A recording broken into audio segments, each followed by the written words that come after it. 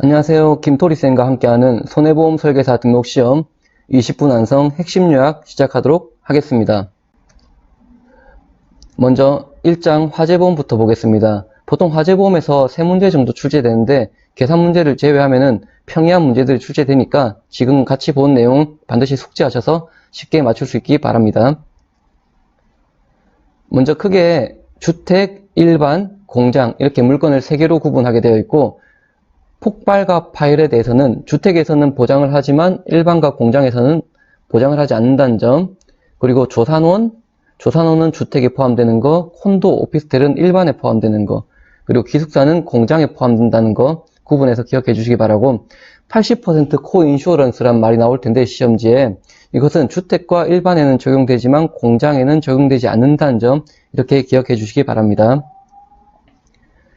그 다음 재산 손해와 비용 손해를 구분하는 문제가 나올 때는 재산 손해는 끝단어가 전부 손해로 끝나고 비용 손해는 비용으로 끝나기 때문에 손해로 끝나는 건 재산 손해, 비용으로 끝나는 건 비용 손해 이렇게 쉽게 맞춰주시면 되고, 가끔씩 임시생활 비용이라고 나오면은 임시생활 비용은 이 비용이라는 것 자체에 포함이 안 되는 내용이다라는 거 이렇게 기억을 해주시고, 잔존물 제거 비용에 노란색으로 색칠을 칠해놨는데 이 잔존물 제거 비용은 아주 특이해서 가입 금액 한도 내에서만 보장을 해주고, 이 잔존물 제거 비용이 상당히 많이 발생한다 하더라도 재산 손해액의 10% 이내의 한도에서만 보상을 해주는 아주 특별한 비용 손해 항목이기 때문에, 만약에 비용 손해 항목 중에 뭔가 특별한 느낌으로 물어본다면은 잔존물 제거 비용을 선택해 주시면 정답의 확률이 상당히 높아집니다.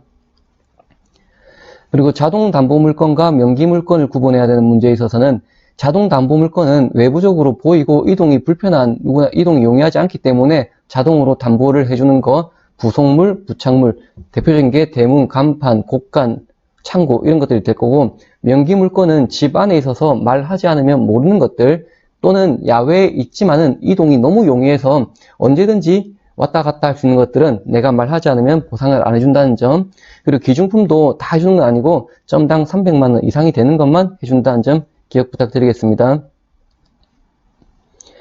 그리고 우리가 인명특약을 넣을 수가 있는데 화재보험에서 이때는 1인당 보장이고 사고당은 제한이 없이 다 보장을 해준다는 점, 먼저 사망은 보상 한도 금액이 1억 5천만원, 부상은 한도 금액이 3천만원, 후유장애는 한도 금액이 1억 5천만원. 이거 지금 이 내용은 이따가 자동차 보험의 대인 원 항목의 금액과 똑같기 때문에 한번 외워주시면은 2번 쓸 수 있으니까 꼭 반드시 외워주시기 바랍니다. 다시 한번, 사망은 1억 5천만원, 부상은 3천만원, 후유장애는 1억 5천만원.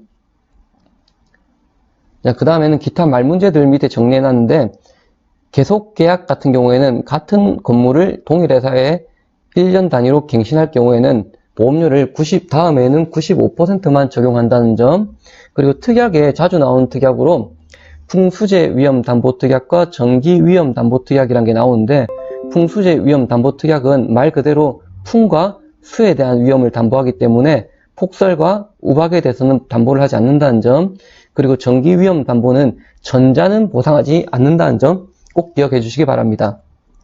그리고 특수 건물에 대한 기준을 물어보는 문제가 나올 때는 일반 우리 빌딩 같은 경우에는 11층 이상을 특수 건물, 그리고 아파트 건물은 16층 이상, 이런 층수를 산정할 때는 지하 층수는 전부 제외한다는 것도 꼭 기억해 주시기 바랍니다. 그리고 바닥 면적의 합계가 2000제곱미터 이상인 학원은 특수건물, 3000제곱미터 이상인 숙박업소는 특수건물. 이렇게 화재보험에 대해서 나오는 문제 쭉 살펴봤습니다. 다음으로 2장 특종보험에 대해서 알아보겠습니다. 특종보험은 어떤 한 종류의 보험이 있는 것이 아니고 상당히 다양한 보험을 여기 다 특종보험이란 이름으로 묶어놓은 거기 때문에 저는 이번에 그래서 배상책임보험에 많은 힘을 줘서 우리가 같이 공부를 해보도록 하겠습니다. 먼저 의무배상책임보험과 임의배상책임보험을 구분하는 문제가 나올 때는, 의무배상책임보험은 항목이 너무 많기 때문에 우리 객관식에서 외우기엔 부적절하고 임의배상책임보험의 앞글자만 따서 임시생으로 외워서 사지선다행이기 때문에 임시생이 아닌 내용을 하나를 보기로 찍어주는 연습을 하겠습니다. 그 다음에 손해사고 기준 배상책임보험이란 게 있고 배상청구 기준 배상책임보험이란 게 있는데, 이때는 객관식 특성상 배상청구 책임 기준 배상책임보험을 물어볼 수밖에 없게 되어 있기 때문에 그냥 임원 배상 책임 보험과 전문인 배상 책임 보험을 외워주시면 되는데, 외울 때 임원, 전문인, 임원, 전문인, 이렇게 임원은 전문임인가? 이렇게 해서 임원과 전문인 이렇게 여러 번 반복하면서 꼭 외워주시기 바랍니다. 그리고 아까 의무배상책임보험에 가스배상책임보험과 체육시설 배상책임보험이 있었는데, 이 의무배상책임보험이라 해서 반드시 모든 항목이 다 배상책임보험을 들어야 되는 건 아니고, 가스배상책임보험에서도 가스 용기 운송업자는 제외된다는 점, 그리고 체육시설 배상보험 책임보험에서도 주로 이제 부자들이 하는 체육시설, 골프장, 스키장, 자동차 경주장, 그리고 수영장은 대상이 되지만은 우리 일반 시민들이 차릴 수 있는 그런 시설들, 체육도장, 뭐 태권도장 같은 거겠죠. 골프 연습장, 스크린 연습장, 그리고 체력 단련장, 헬스장, 그리고 당구장, 이런 것들은 반드시 들어야 되는 시설은 아니다. 이렇게 기억해 주시면 됩니다. 그리고 레저 보험 같은 경우에 언제 하냐가 더 위험하다 이렇게 이야기를 하면 기간보험이 되는 거고, 어디서 하냐가 더 위험하냐 이렇게 되면 구간보험이 되는 건데, 골프와 수력과 테니스는 기간보험으로 분류하고 낚시와 스키는 구간보험으로 분류합니다. 이때 뭐 유치하지만 앞글자를 따서 낚스로 구석구석 이렇게 구간보험을 외워주시면은 우리 시험장에서는 그래도 이게 하나 기억나는 게 한 문제 차이로 떨어질 수도 있고 붙을 수도 있기 때문에 꼭 기억해 주시기 바랍니다. 다시 한번 낚스로 구석구석. 그리고 아래쪽에 기타 말문제 함께 보도록 하겠습니다. 도난보험, 우리 보상 제외되는 기준 이렇게 보겠습니다. 72시간 이상 비워둔 상태에서 손해가 발생한 것, 그리고 30일 이내에 도난이 발생하고도 발견하지 못하는 것에 대해서는 보상을 해주지 않겠다. 그리고 유아교육기관 종합보험에 보시면은 학부모와 보육교사, 그리고 가정생활 중에 발생한 사고 등에 대해서는 보상을 해주지 않겠다. 그리고 동산종합보험에 보시면은 리스 물건은 가입이 가능하다는 내용까지 해서 특정보험 간단하게 정리해봤고요. 이 이외의 범위에서 문제가 나오는 것까지 공부를 하기에는 출제 범위와 출제 빈도수와 이런 거에 대비해서 비효율적이기 때문에 딱 이 정도 기억하고 우리 시험장에 가는 연습을 하도록 하겠습니다. 그 다음에 3장의 장기손해보험, 출제는 4문제 정도 되는데 문제 난이도가 평이하기 때문에 간단하게 보도록 하겠습니다.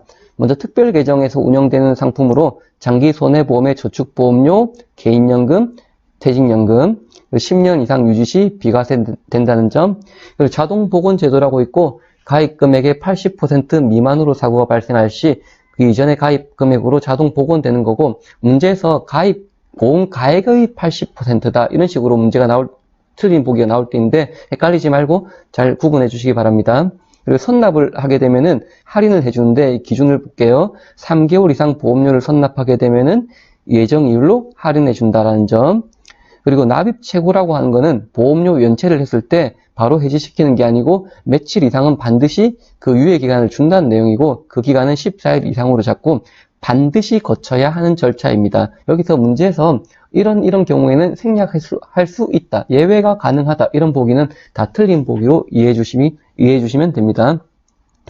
그리고 아래쪽에 보험계약 대출 보겠습니다. 우리가 금융기관에서 돈을 대출해 줄 때는 담보를 잡게 되는데, 이 담보는 현실적으로 금융기관이 가져갈 수 있는 돈의 범위 내에서 담보를 잡게 되어 있어서 해지 환급금 범위 내에서 보험계약 대출이 가능하다. 만기 환급금이라든지 가입 금액 아니면 납입 보험료 한도가 아니라는 점 꼭 기억 부탁드리겠습니다. 그리고 바로 밑에 있는 보험계약 무효 사유 4가지가 나오는데 이 4가지는 상당히 중요하기 때문에 우리가 보험을 영업을 함에 있어서 꼭 기억해 주셔야 되는 4가지입니다. 먼저 이미 사고가 나 있는 경우, 죽어 있는 사람을 가지고 보험을 가입한 건 당연히 무효가 되겠죠. 그리고 계약자나 피보험자 또는 피보험자의 대리인이 처음부터 사기의 의도를 가지고 가입한 계약은 다 무효가 되는 겁니다. 여기서 주의할 점은 수익자가 하는 사기의 의도는 상관이 없다는 점도 꼭 기억해 주시기 바랍니다. 그리고 타인, 여기서 타인이라고 하면 배우자가 또 타인이 됩니다. 타인의 사망을 보험사고로 할 경우 피보험자의 서명을 받지 않았을 경우에도 무효가 되고, 15세 미만, 심신상실, 심신박약자를 사망을 보험사고로 하는 계약은 전부 무효가 된다는 점. 4장에 연금저축과 퇴직보험 합쳐서 3문제 정도 나오게 되고, 난이도는 우리 생명보험 난이도보다 약간 쉽다고 보시면 됩니다. 먼저 연금저축의 기본적인 보기를 구성한 항목들 한번 보겠습니다. 나의 제한 없다, 연애 납입 한도는 1,800만 원 한도다. 그리고 5년 납 이상 해야 한다. 55세 이후부터 인출이 가능하다. 관련 법은 소득세법에 적용을 받고 공제 방식은 세액공제를 적용한다. 특히 소득세법과 세액공제라는 글자, 이 부분 자주 틀리는 보기니까 기억해 주시기 바랍니다. 그리고 바로 밑에 올해 2023년부터 개정된 내용으로 예전에 400만 원 한도까지 세액 공제해주던 연금저축이 600만 원 한도로 공제 한도가 늘었고, 종합소득과 근로소득이 일정 금액 이하이면 15%를 공제해줬고 이상이면 12%를 공제해줬었는데, 이제는 종합소득이 4,500으로 좀 강화되었고 근로소득은 기준 그대로 5,500으로 유지된다는 점, 4,500과 5,500 그리고 12%, 15% 같이 기억 부탁드리겠습니다. 이렇게 연금저축을 가입하다가 나이가 들어서 연금을 수령하게 되면 연금소득세를 납부하게 되는데요. 55세부터 70세까지는 5%, 70세부터 80세까지는 4%, 80세 이후에는 3%를 납부하게 됩니다.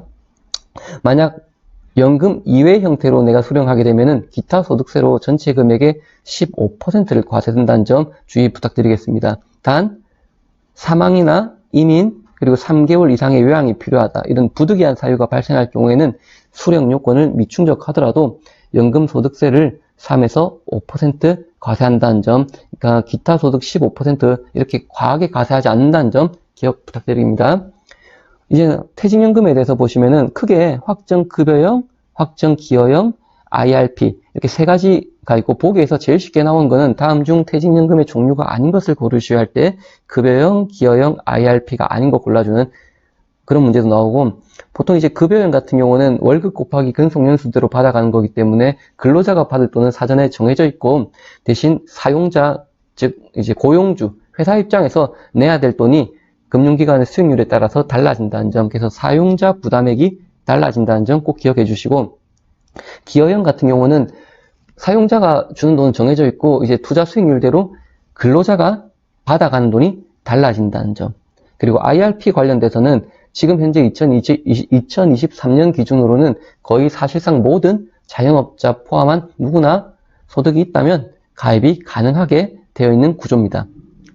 그리고 퇴직연금 지급 불가 사업자 나오는데, 우리 상호저축은행 이야기할 때 그 저축은행 그리고 우체국은 퇴직연금을 지급할 수 없는 금융기관으로 분류가 됩니다. 그리고 예전에 우리 흔히 퇴직금 중간정산이란 말을 많이 쓰셨는데, 이제 그게 확정급여형은 아예 불가능하게 되어 있고 퇴직할 경우에만 받을 수 있게 되어 있고, 확정기여형에 대해서는 아래쪽에 있는 특별한 사유에 해당될 경우에는 중도 인출이 가능하다라고 되어 있습니다. 특별한 사유를 함께 보시면은, 무주택자의 경우에는 주택을 구입한다거나 또는 전세자금 그리고 보증금을 마련할 때 가능하고, 또는 6개월 이상의 요양이 필요할 때, 아까 우리 연금저축의 3개월 이상의 요양과 퇴직연금의 6개월 이상의 요양을 함께 비교해서 기억해 주시기 바랍니다.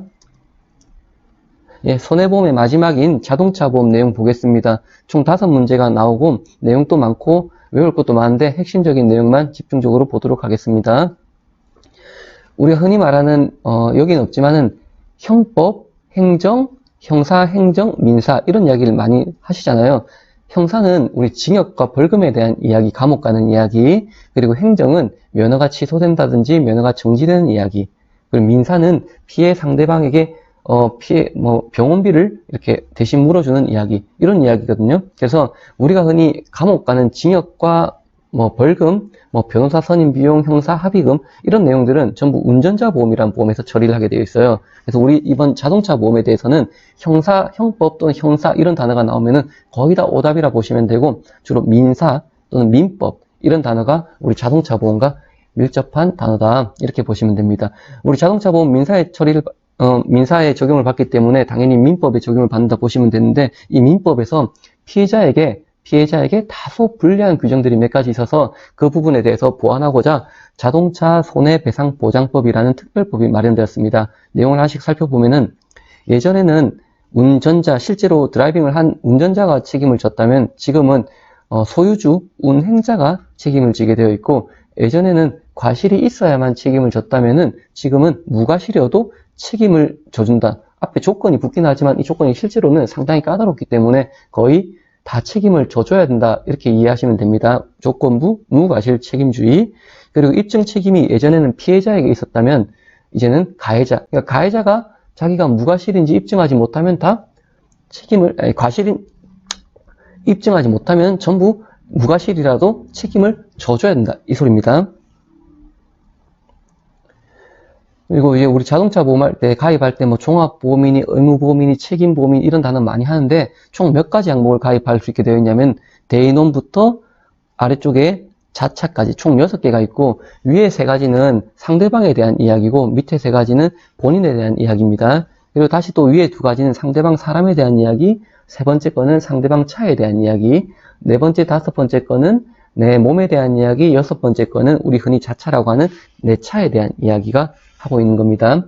대인원부터 간략하게 살펴보면 우리 아까 화재 공부할 때 인명특약에 1억 5천, 3천, 1억 5천 그 금액이랑 똑같은 사망은 1억 5천, 부상은 3천, 후유장애는 1억 5천 그래서 한도가 있는 유한보상이라고 표현을 하고 대인배상2는 대인원의 초과분을 보상해주는 무한보상이라고 표현을 합니다. 그리고 대물배상은 최소 2천만 원 못하네요. 2천만 원 이상의 가입을 해야 되고 의무보험 기준이 최소 가입 기준이 2천만 원 이상입니다. 더 이상 가입하는 건 상관이 없습니다. 최소 금액을 2천만 원으로 두고 있다는 점. 그리고 무보험 자동차에 의한 상해에 보시면은 배상 의무자가 없으면 보상이 불가하다는 점.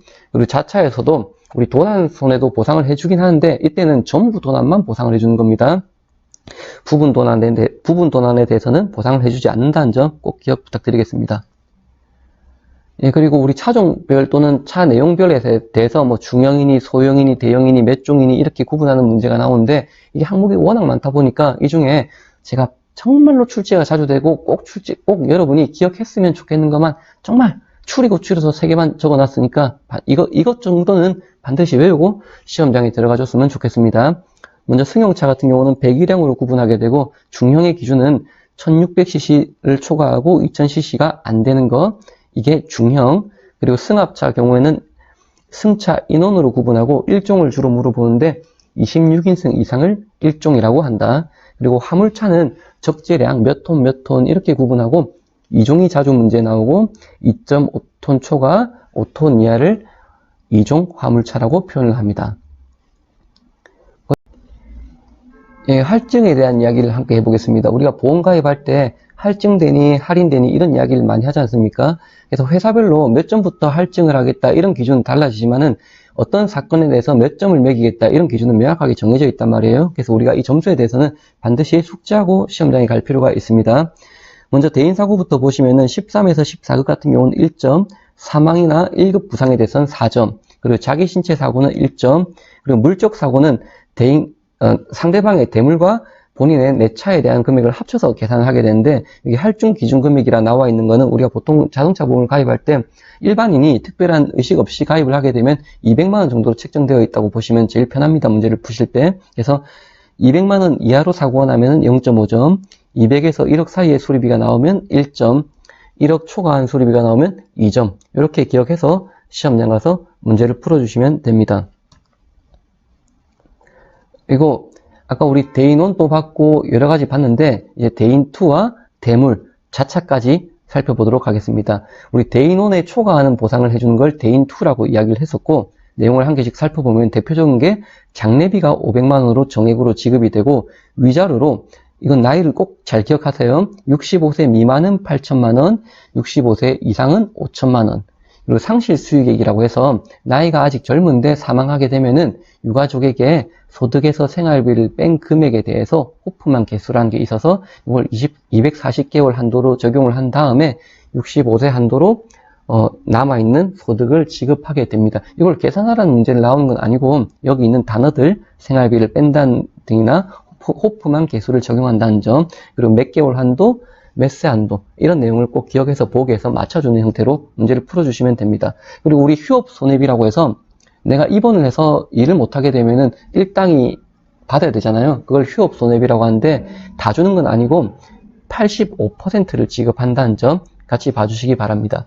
대물배상에서 우리 보통 차만 고쳐준다라고 생각을 하는데 그 외에도 많은 걸 해줍니다. 먼저 신차 같은 경우에는 사고차가 되게 되면 시세가 하락하게 되는 것을 보상해주기 위해서 시세 하락 보상 같은 경우는 사고 직전 차량가액의 수리비가 20%를 초과할 경우에는 출고 1년 이하의 차의 경우에는 수리비의 20%를 보상해주고 추가로 보상해주는 겁니다.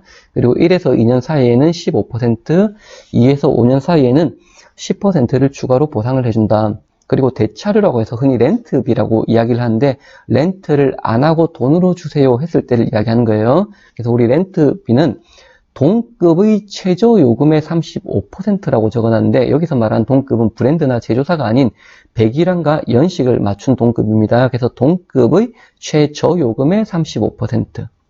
소지품 손해는 뭐냐면은 이제 트렁크에 뭐 골프를 치러 간다든지 해서 차에 여러 명이 타서 여러 개 골프백이 있을 경우가 있잖아요. 그럴 때는 사고가 나서 그 골프채들이 손상이 갈 경우에는 탑승자당 인당 200만 한도 내에서 실비로 소지품에 대한 보상이 들어간다는 점도 기억해 주시기 바랍니다. 그리고 우리 자차 관련돼서는 주로 이제 본인 부담금 문제가 나오는데 많은 고객들이 실제로 궁금해하는 내용이기도 합니다. 이게 내가 이 자차를 처리하고 싶은데 본인 부담금이 얼마나 들까 이런 내용 되게 궁금해하거든요. 우리 시험에 너무 고맙게 문제에서 제시하는 조건이 항상 고정되어 있는 거예요. 할증 기준 금액은 200만원, 정률 20%, 자부담 최소 20만원, 최대 50만원인 가입자가 여기까지가 고정되어 있는 내용이에요. 수리비가 얼마가 나왔을 때 본인 부담금이 얼마인가요가 질문인데 그냥 수리비에다가 20%를 곱해서 답을 해주면 되는데 100만원, 여기 지금 제가 팁으로 100만원 이하면 어차피 최소 금액이 20만원이기 때문에 전부 다 답은 20만원이 되는 거예요. 그리고 수리비가 250만원이 넘게 나오면 최고 금액 한도가 50만원이기 때문에 어차피 50만원이 되는 겁니다. 그 사이에 나오는 수리비에 대해서만 우리가 시험 칠 때 20%를 곱해서 대답을 해주시면 됩니다. 그 외에 시험에 나올 수 있는 말문제들로 우리나라는 피해자의 의사에 반해서 죄를 처벌하지 않는 반의사불벌죄라는 게 있어요. 근데 반의사불벌이 적용되지 않는 게 사망사고, 뺑소니사고, 그리고 12대 중과실에 대해서는 반의사불벌이 적용되지 않는다. 그리고 농기계보험이라 해가지고 우리 그 시골에 경운기 같은 거 있잖아요. 그러면은 이 농기계보험은 대인배상 원투의 구분이 없다. 그리고 의무보험 가입 대상이 아니다. 그리고 마지막으로 가족 운전자 한정 특약이란 게 있는데 우리 보통 배우자 특약, 자녀 특약 이런 거 많이 들잖아요. 여기서 1촌만 가능하다. 이 말은 무촌도 가능, 배우자도 가능하고 위로 부모님까지만 가능하고 자식까지만 가능한 거예요. 2촌은 불가하다. 예를 들면 형제, 아버지를 거쳐서 와야 되는 형제 또는 아버지를 거쳐서 가야 되는 조부모 또는 자식을 거쳐서 가야 되는 손자녀에 대해서는 가족 운전자 한정 특약이 가입이 불가능하다. 단 우리 시험에 많이 틀리는 사위는 가능하고 며느리 가능하고 계자녀, 양자녀, 사실혼 배우자 모두 가능하다. 이렇게 구분해 주시면 되겠습니다. 짧다면 짧고 길다면 긴 시간 따라오신다고 고생하셨고 너무 요약집 지금 이거 한 20분 정도만 믿지 말고 시험 치기 전에 반드시 문제를 여러 번 풀면서 문제로 익숙해져서 시험장을 가시기 바랄게요. 좋은 결과 있기를 기원하겠습니다. 수고하셨습니다.